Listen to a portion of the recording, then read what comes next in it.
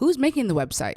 That is a big thing you need to ask yourself. Because if you're the one that's going to be making the website versus somebody else going to be making the website, you need to know what the capabilities are of those two things so you can make the best website for you, or you can know exactly how to talk to the person who's going to be making the website for you. Do you want God's plan for your life? Do you want to discover your calling? Do you want to build a business that's aligned with God's will? Hey girl, hey, I'm Jeanette, business and faith coach. After a decade in the military, the Air Force said, see you later, and I had to find my true calling. Want to know how God directed my life from a cybersecurity engineer to a faith and business mentor?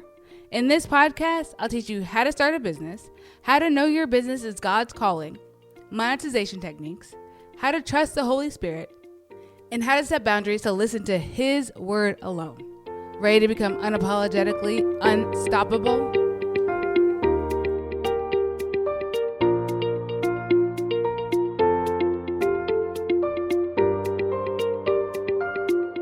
Hey girl, hey.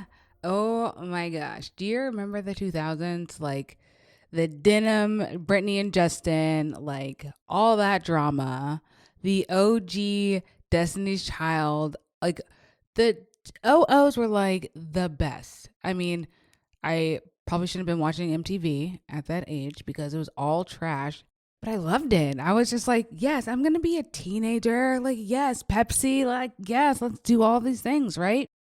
And one thing that I definitely did was have my own website.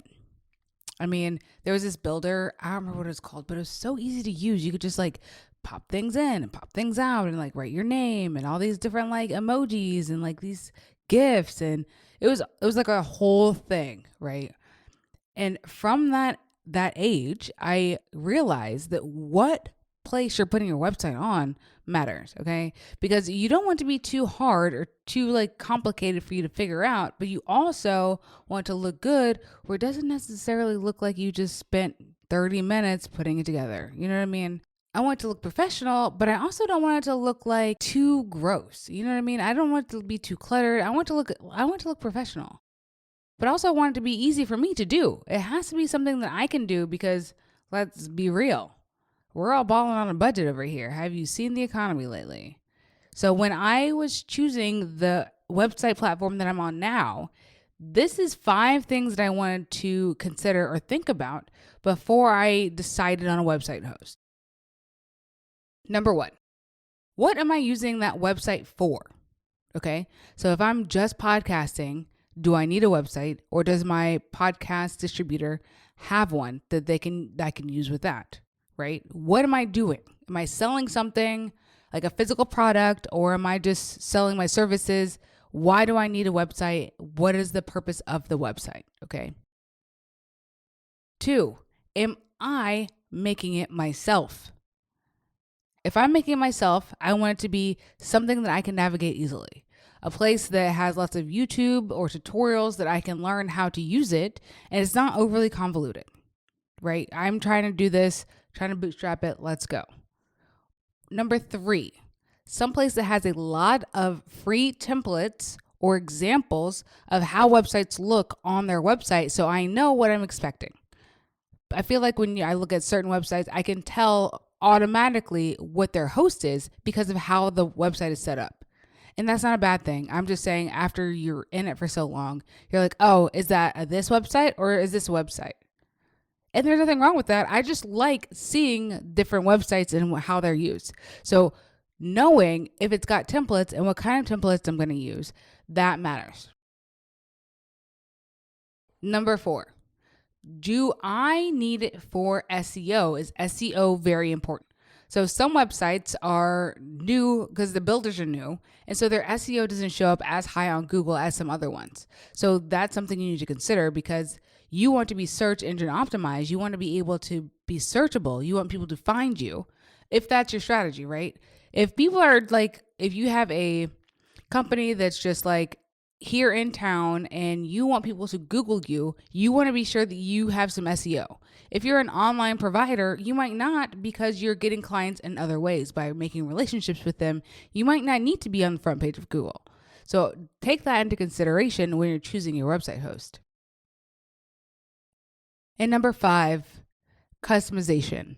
Some people like hella customized sites where everything is what they imagined, everything has its own flow. And if I want that, then that's going to determine where my website is going to be hosted. Right now, for my website, I'm using Kajabi, and I did it myself. I did not use a template. I kind of went with a minimalist style because that's kind of what I want for right now. But I do want somebody to make my website later. And when they do that later, the host I'm going to use is not going to be Kajabi. I'm going to use WordPress. WordPress is like the OG. This is the creme de la creme. You can do anything you want. If your mind can imagine it, you can do it on WordPress. You want a template, it's got you. You want to do completely code, it's got you. Whatever you want, you can do it. And so when I get enough dollars, enough coins, I'm going to make a website, have somebody else make a website on WordPress. So I want you to remember those 5 things, okay? So when you're looking for a new host for your website, or you're just like considering switching website hosts because it's too expensive, remember these 5 things. What am I using the website for? Who's making the website? Do they have lots of templates? Is SEO important for my website? And do I need a lot of customization? So those are things you should consider when you are choosing a website host. Good luck. Wow, that was so good. So I know that you know somebody that also needs to hear that. So share this episode, leave a review. And I would love if you could watch my free workshop at JeanettePeterson.com/missingpiece.